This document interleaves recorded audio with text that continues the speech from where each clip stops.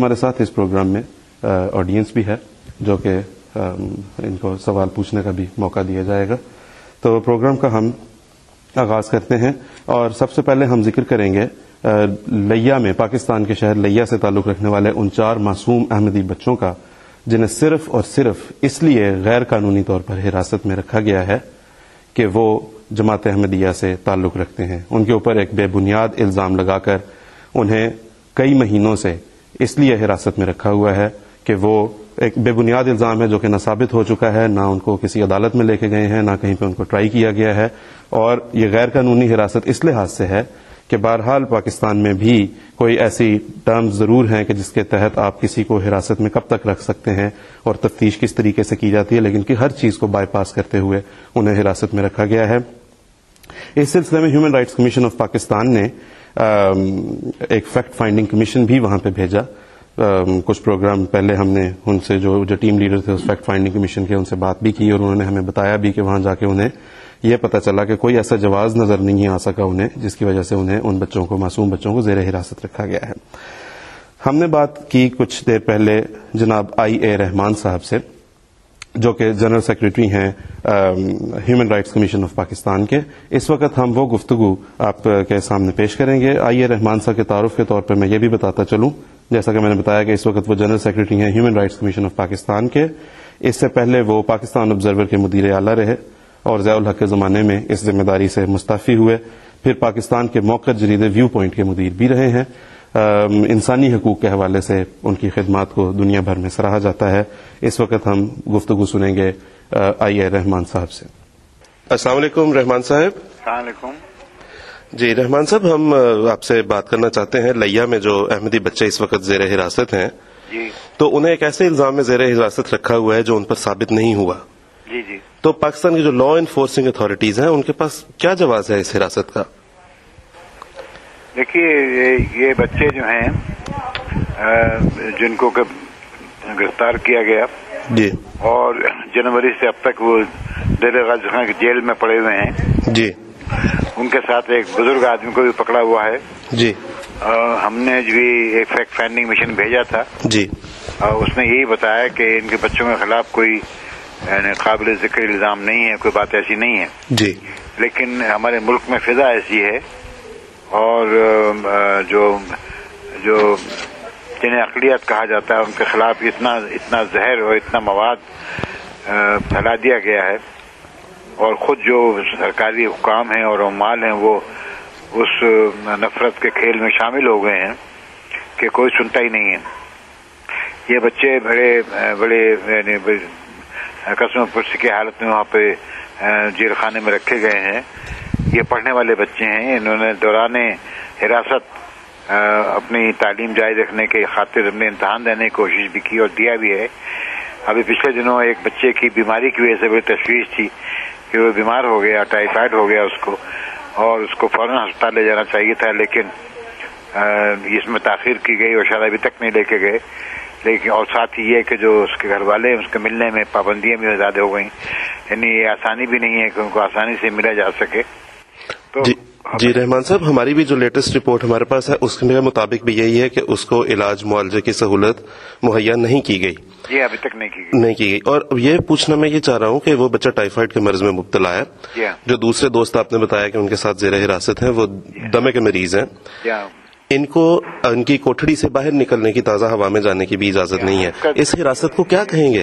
یہ بڑا ظلم ہے اور یہ انتہائی یعنی نازیبا اور ناقابل قبول سلوک جو ان کے ساتھ کیا جا رہا ہے، اور صرف اس لیے کہ ان کو عقیدے کی سزا دی جا رہی ہے. تو یہ پاکستانی حکومت اور پاکستانی قوم کے نام پہ کلنک کا ٹیکا ہے.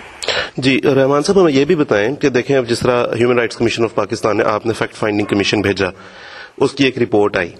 کل میں دیکھ رہا تھا ایشین ہیومن رائٹس کمیشن والوں نے بھی یہ رپورٹ جو ہے اسی سلسلے میں بالکل آپ کی رپورٹ سے ملتی جلتی، یعنی کہ ان کے اوپر ایک جو الزام ہے وہ بے بنیاد ہے، الزام ثابت نہیں ہو چکا، اس طرح کی رپورٹ شائع کی ہے. یہ رپورٹس آخر ان اتھارٹیز تک پہنچتی ہیں، ان کا کیا ری ایکشن ہوتا ہے آگے سے؟ وہ تو یہ کہ جو رپورٹس کا اثر ہمارے ملک میں حکومت پہ ہوتا ہی نہیں ہے، اور بعض معاملات میں بالکل نہیں ہوتا. یہ ان معاملات میں شامل ہے. یعنی ہمارے ملک میں جو غیر مسلم شہری ہیں ان کے ساتھ جو زیادتیاں کی جاتی ہیں وہ ہیں، لیکن سب سے زیادہ زیادتیاں اس ضمن میں احمدی کمیونٹی کے ساتھ کی جاتی ہیں، اور یہ سب کو معلوم ہے، پاکستان میں بھی معلوم ہے، پاکستان سے باہر بھی معلوم ہے، احتجاج بھی ہوتے ہیں، رپورٹس بھی ہوتی ہیں، مطالبات بھی ہوتے ہیں، لیکن ہماری حکومت اس قدر کمزور ہے یا اس قدر بے حس ہے یا اس قدر بحری ہے کہ اس پہ اثر نہیں ہوتا. جی، لیکن جب ہم بات کر رہے ہیں بے حسی کی رحمان صاحب، تو آن دی ادر ہینڈ یہ دیکھنے میں آ رہا ہے کہ پولیس کی ریکویسٹ کے اوپر ان کی ڈیٹینشن کو پرولونگ کیا جا رہا ہے، ان کی حراست کو طوالت دی جا رہی ہے، تو اس معاملے میں تو بڑے یہ لوگ ایکٹیو ہیں. جی وہ نہیں، یہ تو جب ریاست کوئی زوال پہ ہوتی ہے تو اس کی اچھی کارکردگی تو متاثر ہو جاتی ہے، وہ ختم ہو جاتی ہے، اور جو اس کی خرابیاں ہوتی ہیں، برائیاں ہوتی ہیں، کمزوریاں ہوتی ہیں، وہ پہلے سے زیادہ نمایاں ہو جاتی ہیں. تو آج کا چونکہ انصاف کا تو زمانہ نہیں ہے، اس لیے جو کمزور طبقات ہیں، جو کمزور عناصر ہیں سوسائٹی کے، ان کے بارے میں پولیس ضرور سے زیادہ یعنی اپنے اختیارات استعمال کرتی ہے. جی رحمان صاحب، ہمیں یہ بھی بتاتے چلیں ہمارے ناظرین کے افادے کے لیے بھی، ان کے معلومات میں اضافے کے لیے بھی، کہ پاکستان کا قانون کیا کہتا ہے کہ اگر کسی کو حراست میں رکھا جائے اور اس کو ٹرائی نہ کیا گیا ہو تو حراست کے لیے کیا قوانین ہیں؟ پاکستان کے آئین کو کون مان رہا ہے بھائی؟ پاکستان کے آئین کو نہ حکومت مان رہی ہے، نہ طالبان مانتے ہیں، نہ پولیس مانتی ہے. اور میں نے بحث کیا نا کہ جو گارنٹیز آئین میں پاکستانی شہریوں کو ہیں اس کی پرواہ نہیں کرتے لوگ، اور دیکھیں نا ان کو ایک پہلے تو اقلیت قرار دے دیا آپ نے، پھر اس کے بعد ان کے ساتھ زیادتیاں جو ہوتی ہیں تو اس کا مداوع ہو نہیں سکتا. عدالتیں بھی ان کے خلاف فیصلے کرتی ہیں، وہ بھی پریجوڈسڈ ہیں. جی بہت بہت شکریہ رحمان صاحب اس اپڈیٹ کا.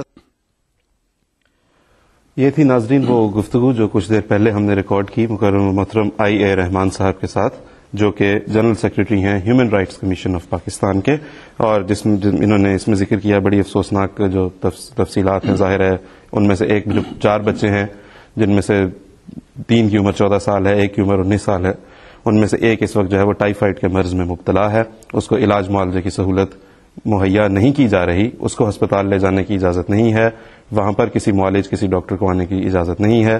اس کے گھر والوں کو بھی کہ اسے کوئی ایموشنل کوئی مورل سپورٹ ہی دے دیتے، انہیں بھی اجازت نہیں ہے، اور بڑی دقت ہے اس چیز میں کہ وہ جا کے صرف اس سے ملاقات بھی کر سکیں. صاحب ہم پاکستان کے حوالے سے اکثر یہاں ذکر کرتے رہے ہیں کہ وہاں پہ شرافت بالکل بے آواز ہے، بولتی نہیں اور ظلم و ستم کے مخالف کوئی آواز نہیں اٹھاتی. لیکن آج رحمان صاحب کی گفتگو سن کے میں یہ کہہ سکتا ہوں کہ آج بھی کچھ لوگ زندہ ہیں جہاں میں ایسے آزاد اور جرت والے جو آواز حق کو بڑی جرت کے ساتھ بلند کرتے ہیں. تو میں سمجھتا ہوں جب تک ایسے لوگ کسی معاشرے میں رہیں گے کچھ نہ کچھ امید رکھنی چاہیے، اور خدا کرے کہ ان کی یہ آواز حق جو ارباب حل وقت ہیں ان کے کانوں تک بھی پہنچے اور ان پر کوئی نیک اثر ہو. جی انشاءاللہ. یہاں سے ناظرین اب ہم اپنے پروگرام کے اگلے حصے کی طرف بڑھیں گے. اس سے پہلے کہ ہم آگے چلیں، میں یہاں پر حضرت اقدس مسیح موعود علیہ الصلوۃ والسلام بانی جماعت احمدیہ حضرت مرزا غلام احمد قادیانی علیہ السلام کی تحریرات میں سے ایک اقتباس پیش کرنا چاہتا ہوں. آپ فرماتے ہیں کہ آن حضرت صلی اللہ علیہ وسلم بہت جلد فیصلہ کفار کے حق میں چاہتے تھے، مگر خدا تعالیٰ نے اپنے مسالے اور سنن کے لحاظ سے بڑے توقف اور حلم کے ساتھ کام کرتا ہے. لیکن آخرکار آن حضرت صلی اللہ علیہ وسلم کے دشمنوں کو ایسا کچلا اور پیسا کہ ان کا نام و نشان مٹا دیا. اسی طرح پر ممکن ہے کہ ہماری جماعت کے بعض لوگ طرح طرح کی گالیاں، افتراء پردازیاں اور بد زبانیاں خدا تعالیٰ کے سچے سلسلے کی نسبت سن کر اضطراب اور استعجال میں پڑیں، مگر انہیں خدا تعالیٰ کی اس سنت کو جو نبی کریم صلی اللہ علیہ وسلم کے ساتھ برتی گئی ہمیشہ ملحوظ خاطر رکھنا چاہیے. اس لیے میں پھر